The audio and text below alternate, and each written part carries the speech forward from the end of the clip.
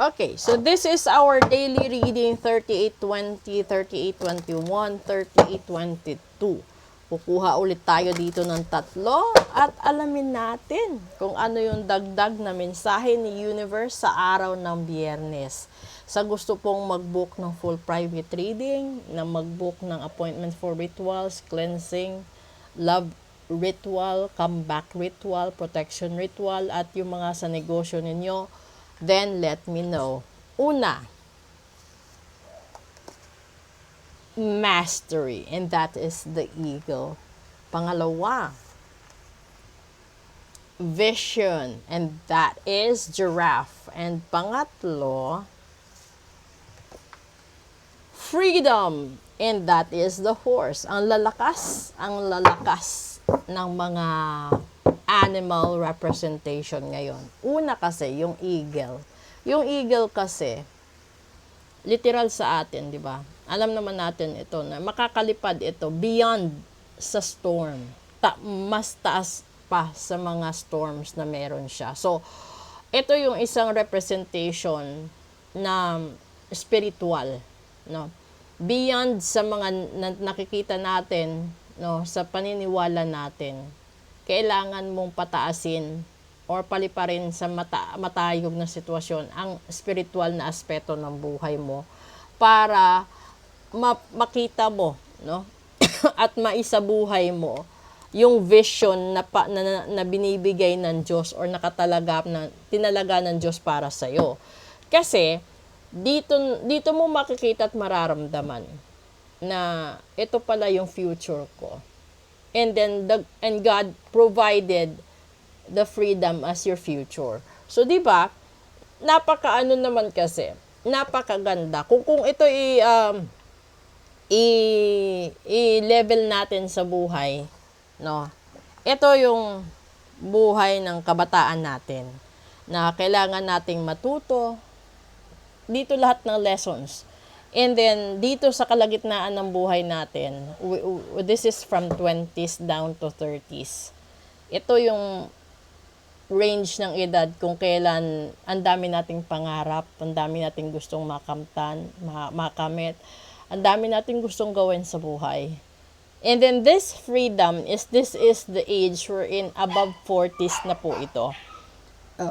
Kung saan mas mahalaga yung peace of mind, yung magkaroon ka ng wisdom, magkaroon ka ng mapayapa na relationship with your special someone or with your family members, with your friends. Kasi sa tatlong stage ng buhay, dito mas marami. Dito ka natututong tumayo sa sarili mong paa habang inaakay ka ng magulang mo. Ito yung mga bagay na ang dami mong tanong tungkol sa mga bagay-bagay. Yan yung bagay na nasa elementary ka, nasa high school ka, di ba? Ito kasing middle. This is where you graduated after your college. At ito yung buhay na sinusubukan mong magkaroon ng mga responsibilities, pero kalimitan nabibigo yung iba. Yung iba dito pa lang nabibigo na kasi dito yung sa pag-aaral. This is the tertiary level ng pag-aaral mo, from your kinder down to tertiary, na nahihirapan ka. Ito yung kabuuan ng buhay ng tao. Yung dinidiscuss ko is all about natural way. Kasi may mga tao na simula pagkabata, sa tingin nila malas sila.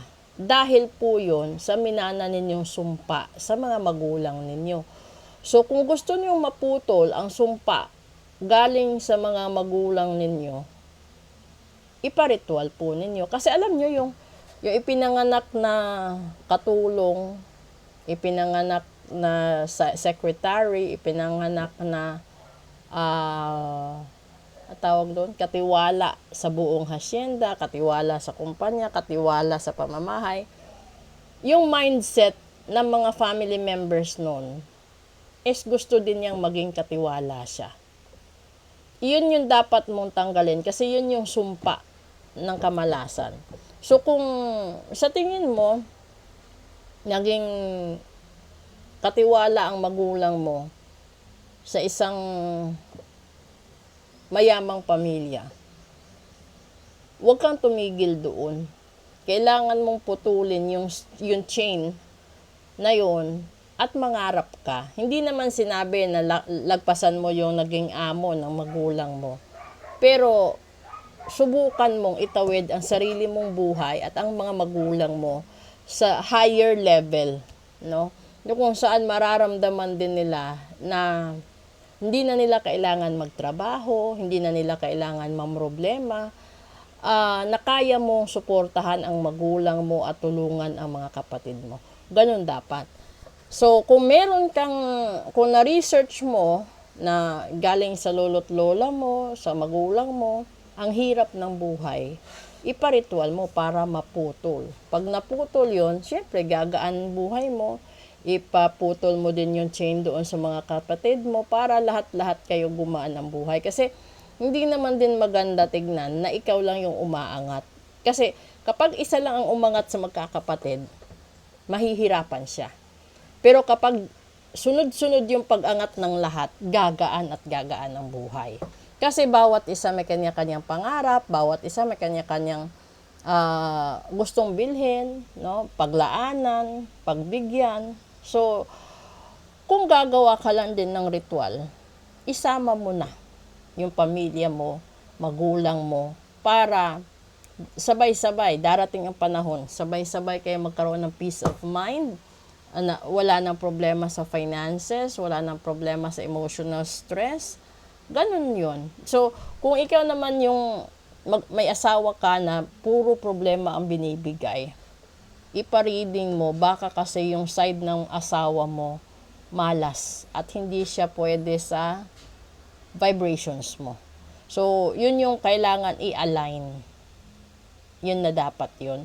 So, kung gusto niyo magpa-align na magkaparehos kayo, igawin niyo ngayon kasi mamayang hating gabi, mag-a-align yung 7 planets, no? Na makikita natin sa naked eye natin. Pero, yung pag-align na po yun, ay hindi yun alignment na puro positive ang hatid.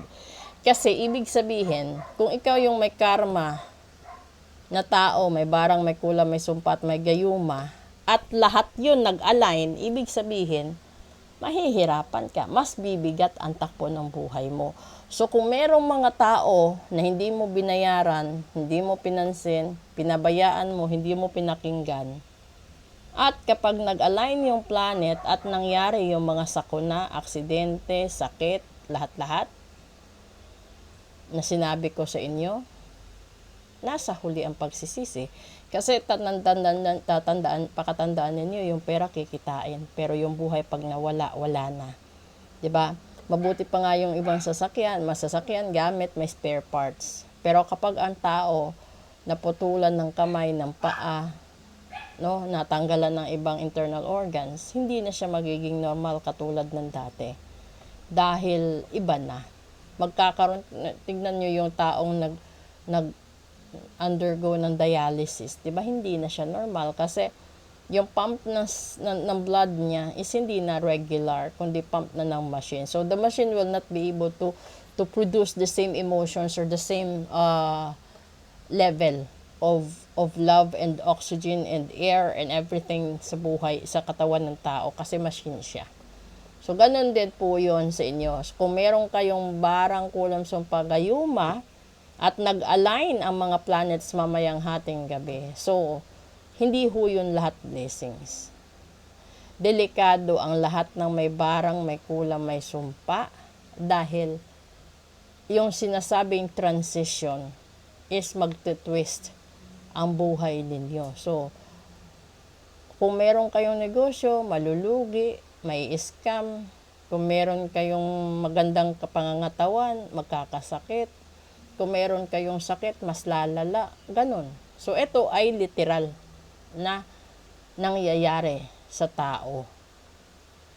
Kaya sana, bago pa mahuli ang lahat, gawin nyo na para makarating kayo dito sa dulo.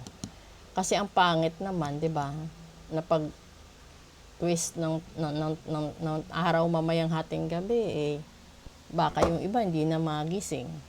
So, ingat po sa inyo lahat. Proceed tayo sa English episode at sa special.